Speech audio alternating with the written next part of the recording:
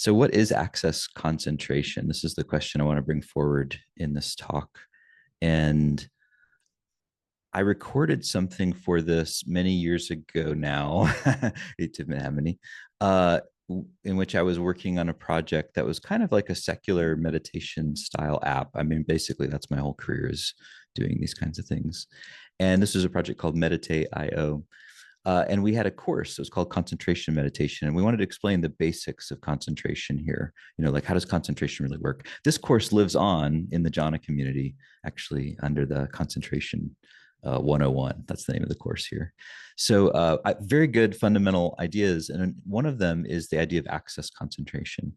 And I felt like that was so useful in my experience of working with it in the Buddhist meditative context that I really wanted to bring it forward into the secular context and share it in a way that was more secularized. So there's a YouTube um, clip out here, which um, basically gives my best simple overall definition of what access concentration is. And I'm not going to go into depth here because that already recording exists. That's the beauty of recording something. You don't have to necessarily repeat yourself over and over.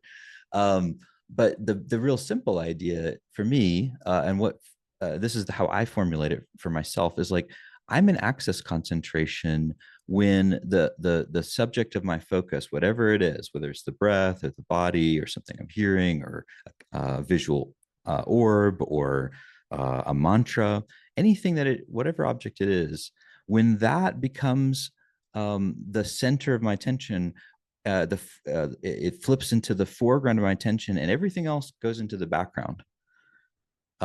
It's not that it disappears, not that there's no distractions or thoughts or anything else happening. It's just that now it's those things are happening in the background, and this is in the foreground of my attention.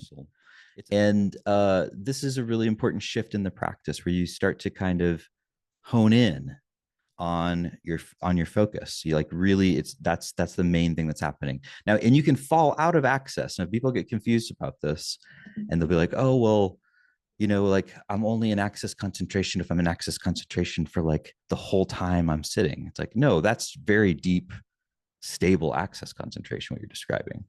That takes time to develop, usually, unless you're just a real natural at this and you come to it easily, which not many people do. So it usually takes time. Rather, in any given moment, that the breath or whatever your meditation object is the main thing that's in your attention. It's in the foreground of your attention, and everything else is in the background. It might be grabbing you, might be trying to pull you back into it, right, and pull you out of your focus. And that happens. We fall out of access, and then we have to remember to come back, return to the breath, be with the breath. The breath might not yet be the main thing in our attention while we're with it, right? It might be moving, it might be 50% and 30% and 20%, and it's moving over here, and then this grabs me there. This is the practice is dynamic of concentration. Or at least my experience of when I'm getting deeper in it, it becomes dynamic. And at some point, we become so focused on our subject that it just is the main thing we're focused on. More than 50% of our attention is on the breath. It's got the gravity of our attention, and there's a well there. There's a gravity well. We want to put more of our attention into it, right? There's a sense of really being interested now in the breath, in access concentration. It's called access concentration traditionally in the Buddhist tradition because this is the place from which you access the jhanas. You cannot access the jhanas according to the later. This is this is important Buddhist side note here for those that are interested in the Buddhist stuff, which not everyone else, not everyone is, and that's okay. But I think it's just interesting to know for those that want to know the deeper roots of where this practice comes from. The earliest Buddhist teachings do not mention access concentration. This is a later development in the early Buddhist school, like 1,000 years or so after the Buddha's lifetime. So you imagine 1,000 years of Buddhist dudes, primarily. There were women in the earliest Buddhist order, but at some point it got too conservative and ossified and kind of lost its radical edge.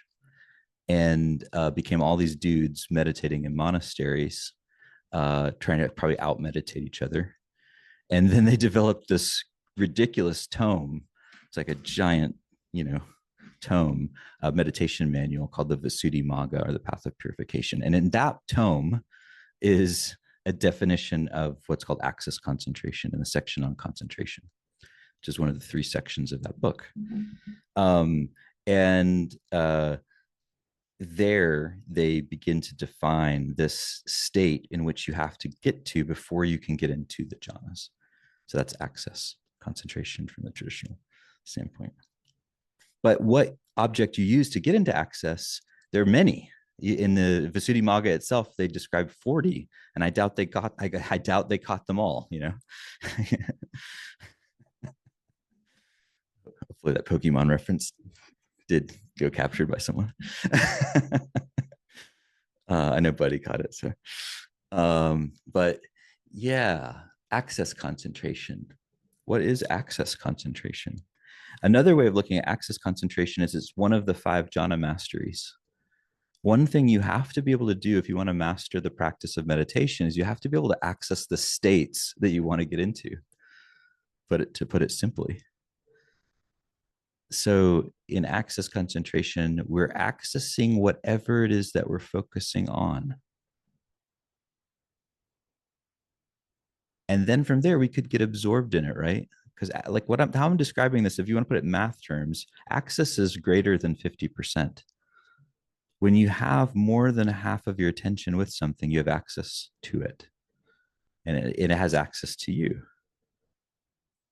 And then you can start to become more and more absorbed, closer and closer. Really, this is the movement. There's a visual movement. I've been developing this meditation app recently called Kasina, in which there's just a visual orb. You look at the orb on your monitor, and you can move it. So as a user, you can move it in. It comes closer to you, and as it comes closer to you, right, the circle fills up the whole screen. You become one with it. You merge with the object. You become one with the breath in the same way, with love, or with, you know, the body, or the earth, or who knows, with not knowing. And you become one with the state that you're focusing on. That's jhana.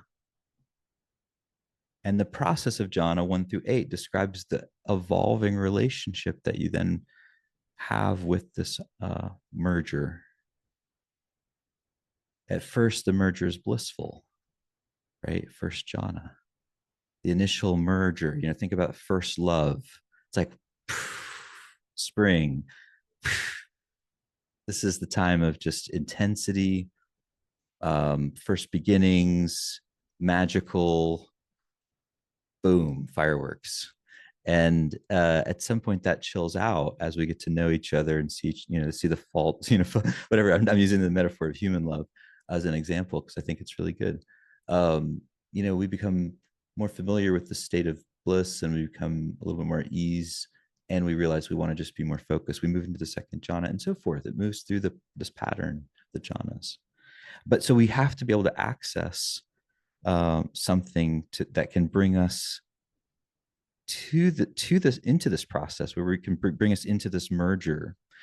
And I think it's interesting that the Visuddhimagga says there are 40 objects that work for this, because that implies there are many things that don't also potentially.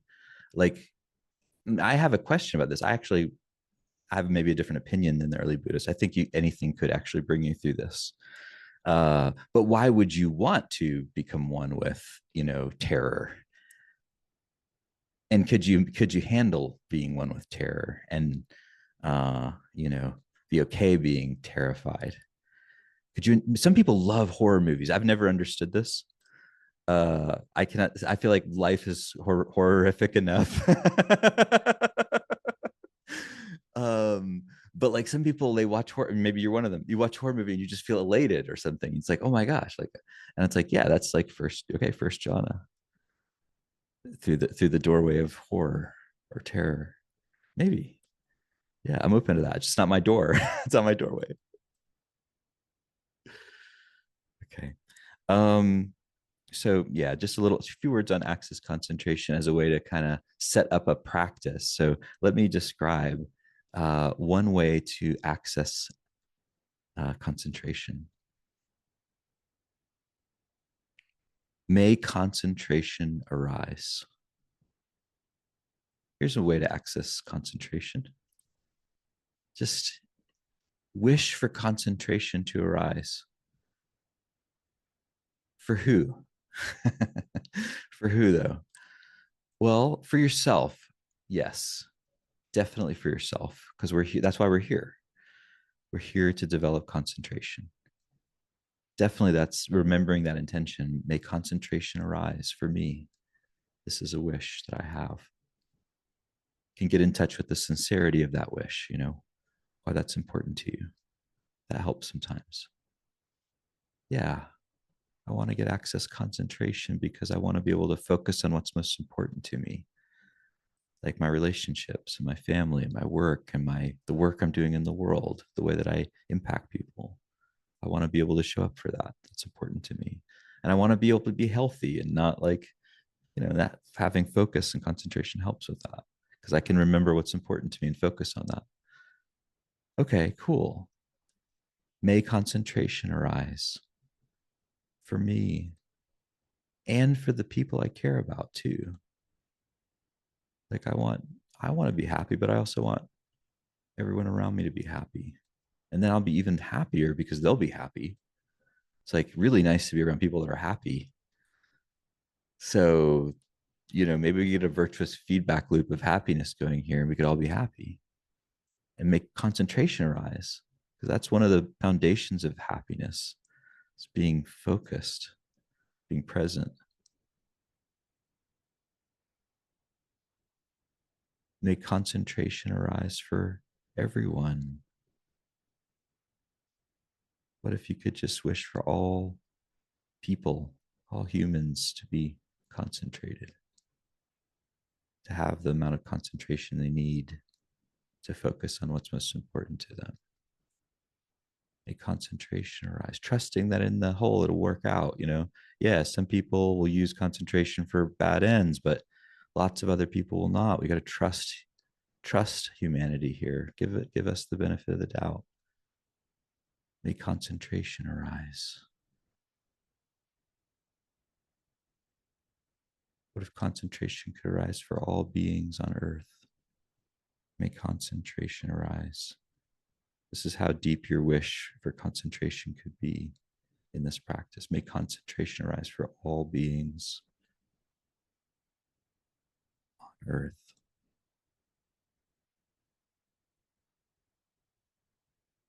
May all beings be maximally focused on what's most important to them.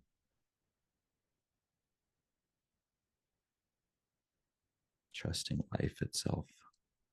May concentration arise.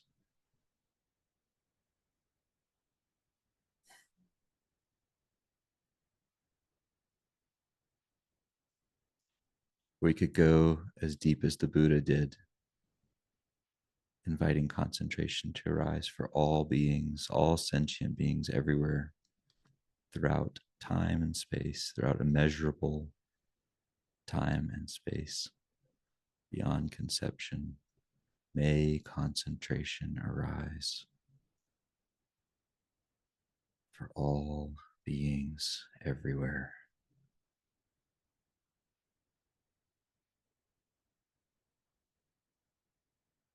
May all of reality itself be concentrated on what's most important to itself.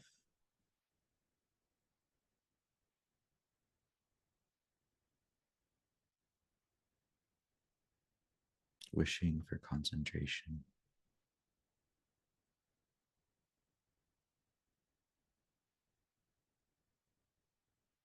For everyone.